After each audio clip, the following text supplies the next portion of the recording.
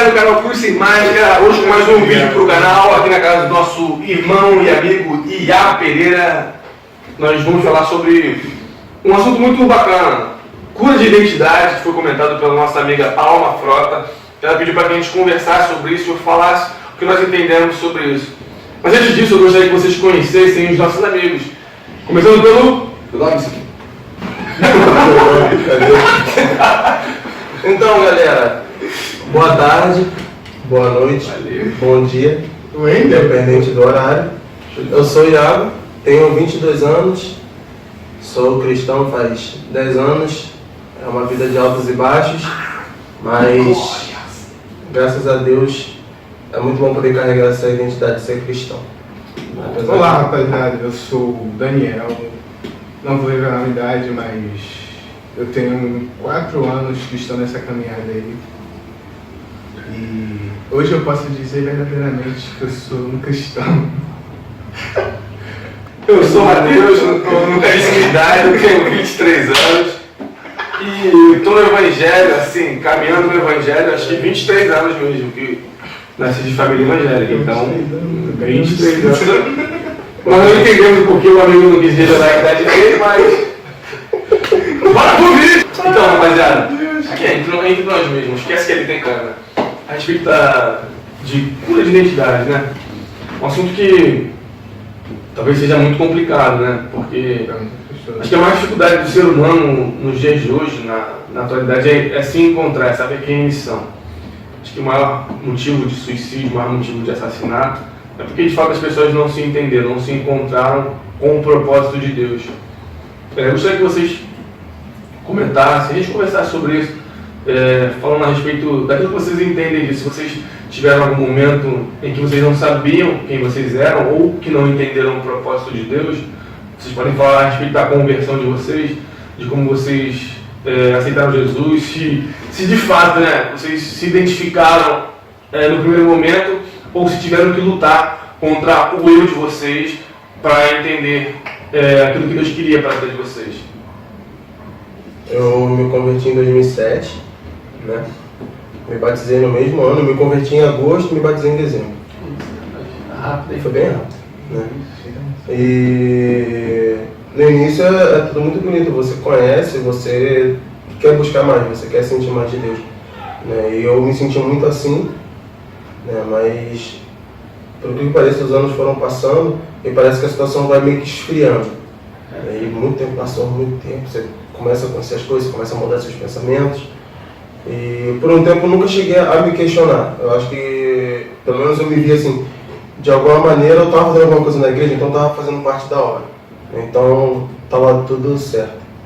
Mas aí eu comecei a cair um pouco nessa questão de indiferença sobre as coisas que aconteciam dentro do mundo. E isso, para um papel de cristão, não é muito legal. A gente deveria se incomodar com as coisas que acontecem, eu não estava me incomodando, isso não é muito bom. Mas ainda assim nunca cheguei a me questionar qual era realmente o meu papel, se era aquilo que Deus estava, se Deus queria algo para a minha vida, né? Se era realmente para eu estar ali. Né? Mas aí o tempo passou e esse ano, em 2017, eu entrei numa depressão muito grande, aconteceram muitas coisas. E depois de tudo eu entrei em depressão. E aí junto com a depressão começaram a vir os pensamentos ruins, como acontecem em depressão, né? Incluiu o meu lado espiritual. E aí eu comecei a ver outras coisas, comecei a não dar muito exemplo até mesmo para as pessoas. Eu acabei dando exemplo de pessimismo como cristão, né? E eu já quis tirar minha vida esse ano. Ou seja, era algo assim que a maneira que eu tinha que conviver como cristão não estava condizendo, né?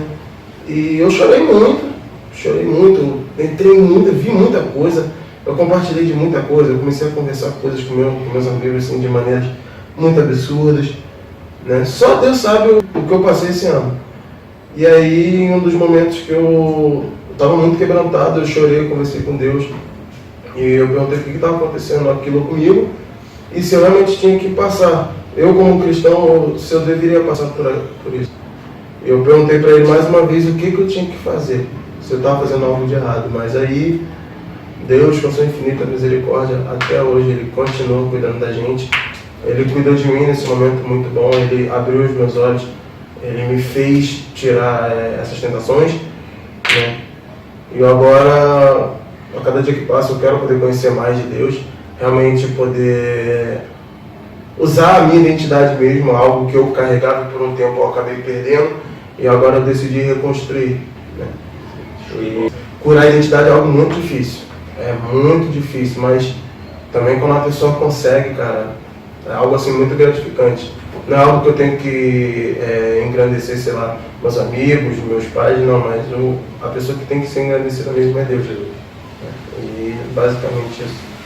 Cara, eu me converti assim de um modo bem legal, porque quando eu vim morar aqui, eu sempre andava pra cima e pra baixo, nos rolês e tudo mais. Sempre quando eu andava nos rolês, eu sempre vi o pastor, tipo, pra lá e pra cá, ei, jovem, não sei o que, vai ter culto aqui, isso, aquilo, vem aqui. É o típico pastor Rodecica. Aí, cara, ele me seguia muito. Sempre quando eu descia, ele, jovem, vai ter culto aqui, não sei o que, isso, aquilo, vem aqui. Eu, tá bom, pastor, por aí. E não ia. E teve um dia que eu fui num culto de quarta-feira. Aí eu fui lá, tava o louvor tocando lá, tava a ministração e tudo mais, aí teve a hora da pregação e tudo mais. Aí eu sentei lá no finalzinho, né, típico de todo mundo, né, quando chega, sentar no finalzinho. Eu cheguei, dentro de mim eu falei, caraca, que saudade disso aqui.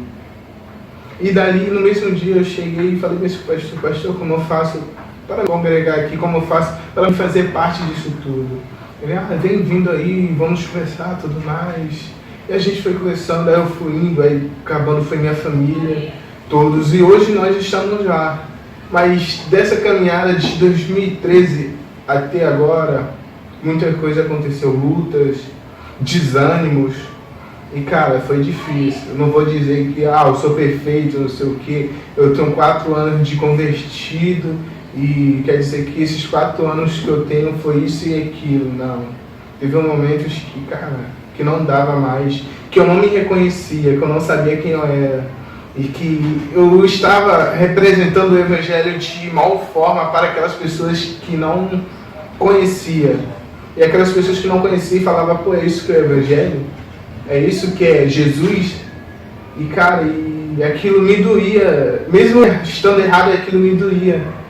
E foi preciso eu tomar vergonha na cara para reconhecer que verdadeiramente eu estava representando o Evangelho de modo errado e que eu tinha que mudar aquilo. E graças a Deus, Deus me moldou quando eu fui em encontros de jovens. Deus fez grandes coisas na minha vida e revelou grandes coisas. E hoje eu creio que eu tenho provado verdadeiramente a boa e perfeita e agradável vontade dele em minha vida. E cara, hoje eu realmente posso falar que eu represento o Evangelho de boa forma agora. Eu represento o Evangelho melhor agora para as pessoas. E eu me sinto feliz quando a pessoa fala, caraca, que alegria essa que você tem, caraca, você é forte, isso mesmo estando em luta, você está alegre, não sei o que é isso que te faz rir, o que é isso que te faz sorrir. E eu posso verdadeiramente falar que é Jesus, que é Deus. E é tão bom quando ela fala que ela quer conhecer esse mesmo Deus que você tem, esse mesmo Jesus. Show de bola. Cara, eu lembro que eu era péssimo. Passei por alguns traumas assim na minha infância. Eles me influenciaram a viver de uma forma sexual muito aflorada, desde pequeno.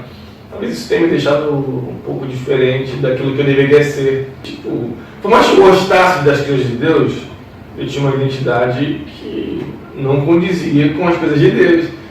Pô, eu sempre amei a obra de Deus, né? Sonhava em pregar o Evangelho desde pequeno. Eu sofri eu não sei se é um abuso, mas um experimento sexual muito cedo, muito antes daquilo que deveria ser, que no caso é o casamento. E aquilo ali mudou muita coisa na minha vida. Me fez olhar para as mulheres como uma ferramenta sexual, como um objeto sexual, e não como uma coisa delicada que precisava receber carinho.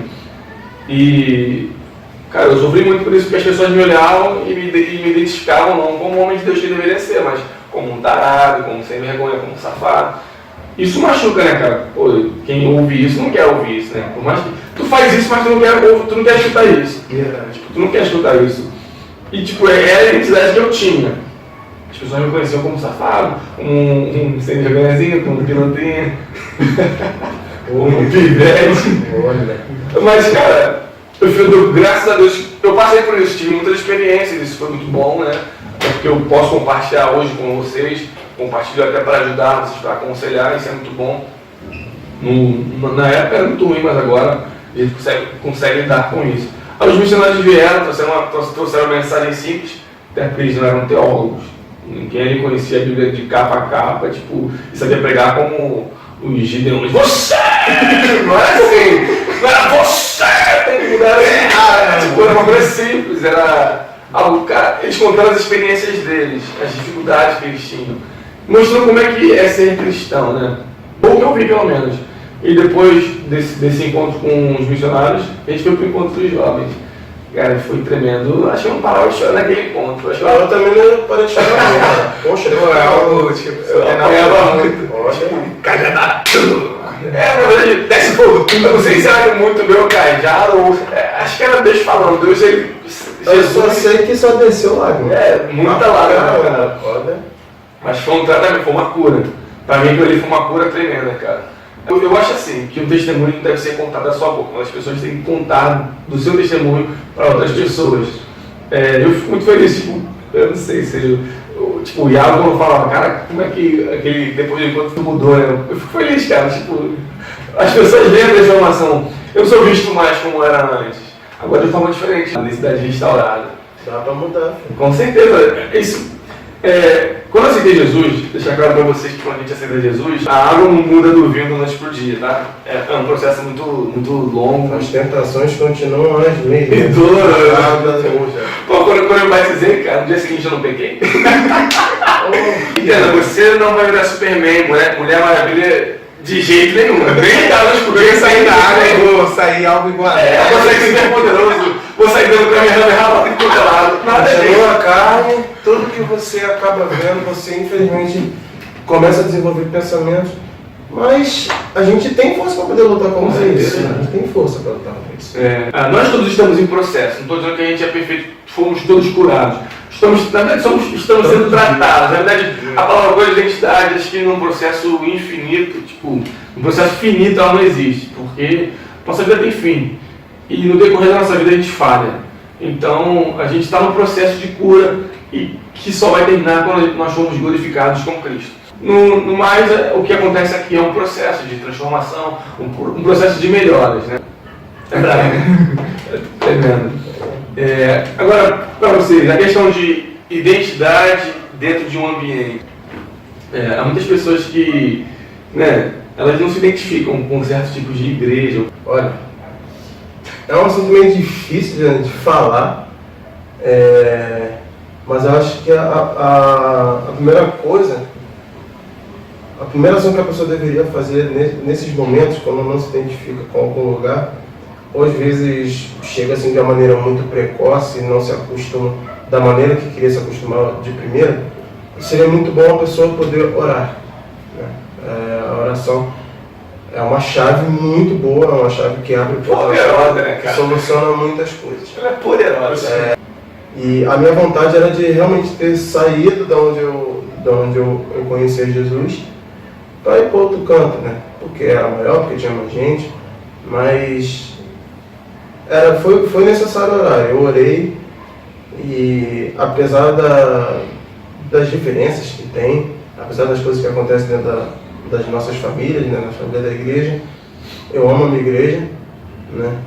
E eu sei que infelizmente ainda tem gente que acaba mudando por alguns motivos bobos, ou às vezes motivos sérios, mas às vezes não pede orientação, né? E é muito bom pedir primeiro a orientação de Deus, porque talvez você não se sinta identificado com a igreja que você está no momento, mas Deus pode abrir sua visão, Deus pode preparar um ministério ali dentro, Deus pode preparar você como instrumento de bênção ali, e às vezes você mesmo pode perder a sua bênção por não ter simplesmente dado ouvido. Amém.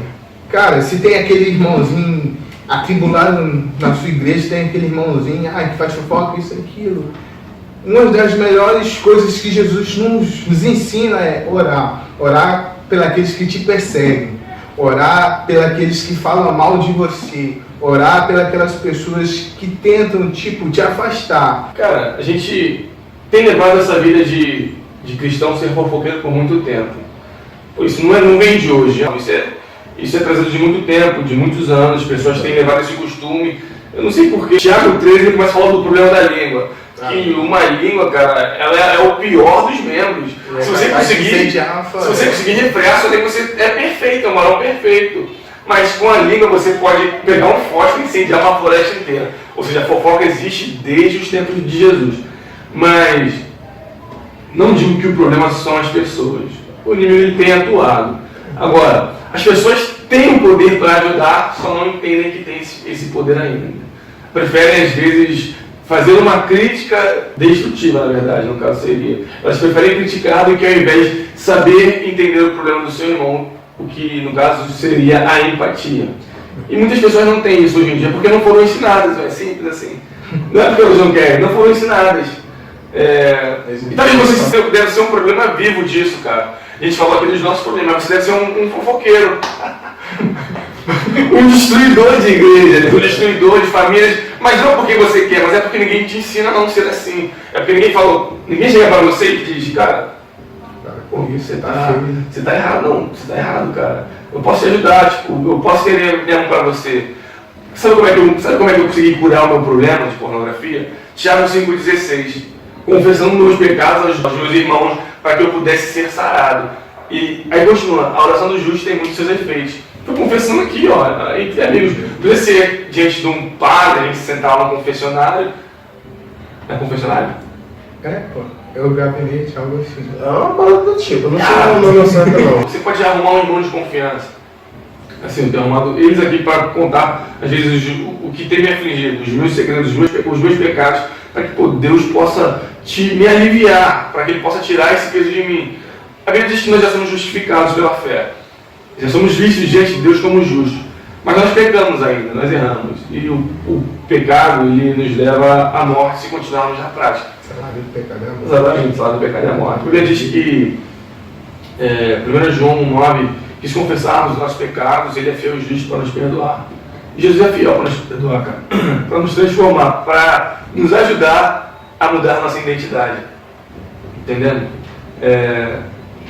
Cara, é interessante, né, cara? Eu vejo muitas pessoas reclamando de questão de igreja. Eu não consigo me identificar nessa igreja. Porque eles são muito rígidos e tal. E talvez esse seja um dos maiores problemas. Porque a pessoa, quando ela é uma convertida, cara, o que ela espera? Ser tratada. Tentar ter atenção. Ela quer ser tratada. Vocês concordam com isso? Com certeza. E às vezes nós impomos uma religião de dogmas, costumes, usos, doutrinas que, na verdade, elas não confortam o coração da pessoa, elas não ajudam a pessoa a ser melhor. Elas colocam a pessoa dentro de uma jaula. Na verdade, são as doutrinas, as roupas, as formas de falar, tudo aquilo que a pessoa não precisa aprender no momento da conversão. O que ela precisa aprender no momento da conversão? A conhecer Jesus, a entregar a vida dela por inteiro a Jesus. E infelizmente nós temos feito muito isso. Nós, na verdade, a igreja evangélica em geral, pega uma pessoa e olha, você está errado, não pode andar de bermuda, não pode andar de camisa assim, você não pode usar óculos. Andar terno engravado. Cara, não, a questão do óculos é brincadeira, mas... A questão hoje as pessoas têm muito preconceito em modo de roupas. Você não pode se vestir desse jeito, você não pode vir à igreja desse jeito. Mas a palavra de Jesus diz, venha como você está, porque a minha roupa vai salvar, a roupa dele não vai salvar. Que está escrito, jovens, cuidado com as brincadeiras infernais. Essa roupinha aqui dele não vai salvar, o óculos dele não vai salvar. Aqui, no dia que você é muito jovem, isso aqui vai salvar ele não, filho. Não é porque ele está com uma frase cristã na música dele que vai salvar ele. O que tem acontecido, cara, ultimamente, pelo menos ao meu entender, no meu ponto de vista, é que, como o Matheus disse, só reforçar mesmo, está tendo muito mais identificação de denominações, do que necessariamente uma identificação com Jesus. Isso que acaba afastando a pessoa. Às vezes a pessoa acaba não se identificando com a igreja ou com alguma denominação por causa disso. A pessoa realmente, ultimamente as pessoas não estão sendo ensinadas a se identificar realmente com Jesus, acabam se identificando na roupa, no jeito de andar, em tudo. É isso que tem, pelo menos o que eu tenho percebido, e tem afastado muita gente. O que pessoas podem ser bênção para outras vidas, sendo usadas por Deus, acabam não sendo, acabam saindo justamente por acabar sendo ensinado de uma maneira errada. Pelo menos eu acho isso. Né? Todos nós concordamos com isso. É claro que não tem ninguém te influenciando, ninguém que falou pra tu usar roupa curta demais ou apertada demais. Mas aí é o limite. Tudo com óleo não necessita também. Vou botar aquela sainha curtinha, senão vou botar aquela blusa coladinha pra ficar bombadão. E vixe, não. Nossa! Brincadeira. Brincadeira. Mas é isso, galera. Acho que a gente vai terminar por aqui. Obrigado por vocês terem compartilhado aquilo que vocês entendem sobre a questão de identidade, compartilhado da vida de vocês. Terem falado do principal, que é Jesus, cara. Tem um texto na Bíblia que diz, 2 Coríntios, capítulo 5, versículo 17, que quando nós estamos em Cristo, nós somos novas criaturas e as coisas velhas se passaram, e tudo se fez novo. É claro que é um processo de conhecer Jesus, de entender a pessoa do Espírito Santo, do Filho e do Pai. E é um processo muitas vezes doloroso, mas que vale muito a pena a gente seguir, cara. Ter uma identidade renovada, restaurada, uma identidade que nos assemelha a Cristo, cara, acho que é a melhor coisa que nós temos, cara. Esse é o nosso orgulho, ter a semelhança, ser semelhante a Jesus. Poder olhar para Gênesis e ver, passamos o homem nossa imagem e semelhança. Isso, cara, é o maior motivo de alegria pra gente, que nos chamamos cristãos, né? Mas é isso, galera. E tamo junto. Obrigado aí, Daniel. Obrigado, seu Iago, Daniel. Rapaziada, deixa o like aí. Trabalho humilde do nosso irmãozinho Matheus, tá começando o trabalho agora. Mas ó, é um trabalho pra poder abençoar vidas, cara. Não é um trabalho pra poder crescer o cara, não. Compartilha, deixa o like aí, mostra pra outras pessoas. Tamo junto e eu espero que possa Valeu! abençoar a sua vida. Dá like!